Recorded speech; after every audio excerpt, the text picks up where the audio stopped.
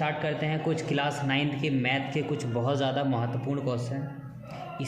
इन 3 प्रश्न में से आपको एक सवाल एग्ज़ाम में 100% मिलने वाला है। तो मैं बताना चाहूँगा, पहले के 3 पार्ट बनाए गए हैं, इन तीनों पार्ट में से कौन कौन से एग्ज़ाम में सवाल मिलते हैं बहुत ज़्यादा। इसका फर्स्ट पार्ट और थर्ड पार्ट, इसके बिना एग्ज़ाम नहीं बनता। तो चलिए सवाल को केयरफुली पढ़ते हैं और समझते हैं इस सवालों को किस प्रकार से हल किया जाएगा। देखिए, उपयुक्त सर्व समीकरणों का प्रयोग करके निम्नलिखित का गुणनखंड करें।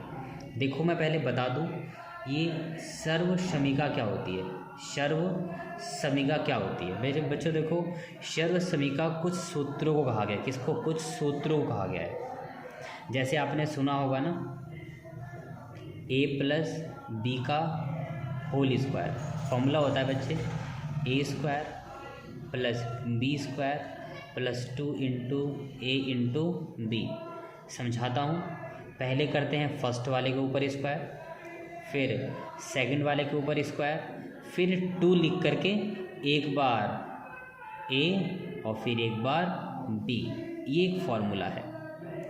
और बच्चों मैं समझा दूँ केयरफुली, इसी को आप कहते हो सर्व समीकरण। बात को मेरी ज़रा केयरफुली सुनना, एग्ज़ाम के दृष्टि से बहुत इंपॉर्टेंट प्रश्न है ये भी। सर्व समीकरण का प्रयोग करके निम्नलिखित का गुणनखंड करो। इन 3 सवालों को सॉल्व करना है सर्व समीकरण के बिहाफ पर। क्लास 9th की बुक उठाओगे, चैप्टर 2 बहुपद, इंग्लिश में पोलिनोमियल कहते हैं, तो उसके अंदर ऐसे कई सारे फॉर्मूले मिलेंगे। जैसे एग्जांपल a माइनस बी का whole square, a plus b, a minus b, a square minus b square. यहाँ ध्यान मत दो, बस समझो सर्व समीकरण मतलब सूत्र, ठीक है ना। तो ये 3 जो सवाल हैं उसको आप इसके ऊपर सॉल्व करना है। यह एक सर्व समीकरण है, ठीक है।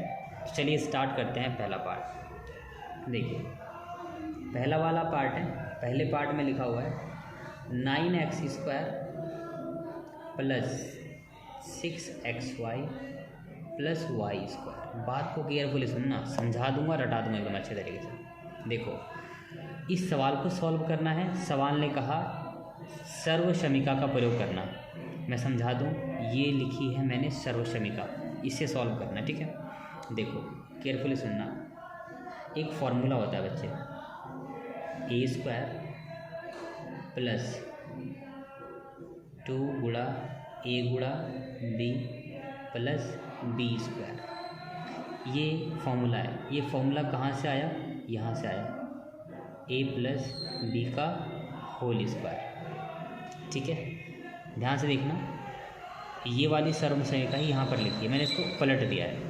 तो इस सवाल को अगर सॉल्व करना हो ना, तो अध्यापक करते क्या हैं, कई बार ऐसे लिखते हैं। तो प्लीज़ अगर आप समझना चाहते हैं तो यहाँ पर ध्यान मत दो, ये और ये सेम है, कुछ नहीं किया मैंने, इसको पहले और इसको बाद में लिख दिया है बस, ठीक है। तो ये एक सर्व समीकरण है। सवाल ने कहा है पहले ही सर्व समीकरण का प्रयोग करो, मैंने इस सवाल के नीचे लिख दिया फॉर्मूला। देखो सॉल्व कैसे करने वाला हूँ, कुछ नहीं करेंगे, ए के ऊपर स्क्वायर। स्टार्टिंग में ये ए है, ये ए है, ये बी की वैल्यू है, यानी ये ए की वैल्यू है, ये बी की वैल्यू है, और ये बी की वैल्यू है, ये 6 है, ठीक है। बात को सुनो, पहले कर दो, यहाँ पर फर्स्ट के ऊपर स्क्वायर है तो इसका भी स्क्वायर कर दो। कैसे होगा? ये किसका स्क्वायर है? 3 का स्क्वायर। फॉर्मूले में 2 लिखा हुआ है, गुणे में a लिखना है, a के सामने 3x गुणा b लिखा है ना, b के सामने y प्लस b के सामने y का स्क्वायर, ठीक है बच्चे। वो बहुत इजी है, कुछ नहीं करना, यहाँ से 3x और लास्ट वाले से y को उठा लो और प्लस है ना, प्लस इसके ऊपर स्क्वायर लगा दो, ठीक है बच्चों। अब 3x प्लस y एक बार और लिख दो, ठीक है, हो गया सवाल। स्क्वायर था 2 बार लिख दिया। शायद आप यहाँ पर थोड़ा सा कन्फ्यूजन में रहे होंगे, इस बात की मैं गारंटी देता हूँ पार्ट नंबर सेकंड में कोई डाउट नहीं रहेगा, क्योंकि मैं वहाँ पर कुछ भी एडिशनल बातें नहीं बताऊँगा, सीधे कम टू द पॉइंट आने वाला हूँ। सेकंड पार्ट है 4y² माइनस 4y प्लस 1। देखो बताऊँगा ट्रिक। पहली बात तो 1 पर स्क्वायर लगा सकते हो अपनी मर्जी से, ठीक है, शॉर्टकट तरीका। स्टार्टिंग में जो नंबर दिया हो ना उसका स्क्वायर लिख दो, 4 2 का स्क्वायर होता है। फिर लास्ट में जो नंबर है उसका स्क्वायर 1 1 का स्क्वायर होता है, ठीक है, ध्यान देना।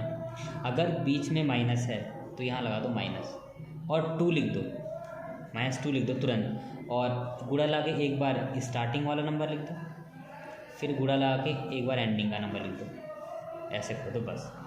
उसके बाद कुछ नहीं करना बच्चे, कुछ भी नहीं करना, बहुत ईजी है। स्टार्टिंग से उठाओ 2y, एंडिंग से उठा लो 1, बीच में माइनस है लगा दो माइनस, इसका स्क्वायर। इसे कितनी बार लिख दोगे आप? 2 बार। 2y माइनस 1 एक बार और एक बार, ये आपका आंसर आ गया। देखा ना कितना इजी सवाल था। लास्ट सवाल है, इसको बहुत इजीली करने वाला है। यहाँ पर हम एक अलग सर्वसमय का प्रयोग करने वाले हैं। प्लस वाली आइडेंटिटी ऐसे होती है, माइनस वाली ऐसे होती है। अब ज़रा ध्यान से देखना क्या बताने वाला हूँ। थर्ड वाला जो सवाल है ना, थर्ड में स्क्वायर माइनस वाई पे स्क्वायर बट्टे में 100। बता दूँ, बात को ज़रा ध्यान सुनना मेरी। यहाँ पर एक लिखता हूँ सर्वसमय का, देखना।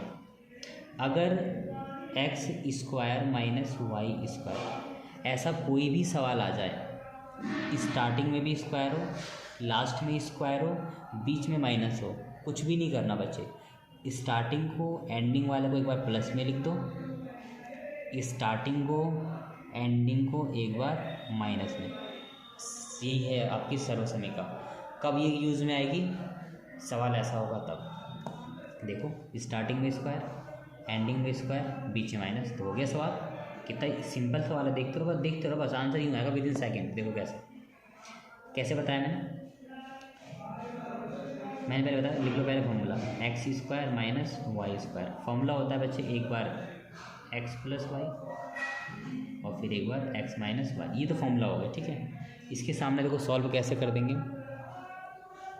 सॉल्व देखना बेटे कैसे करेंगे, फॉर्मूला लिख दिया मैंने ये वाला। अब इसके बाद हम क्या करने वाले हैं, ज़रा ध्यान से देखना। देखिए, कुछ भी नहीं करेंगे, एक्स लिखा है ना मैंने, यहाँ से एक्स लिखा और यहाँ से वाई लिखा, प्लस लगा दिया, ठीक है।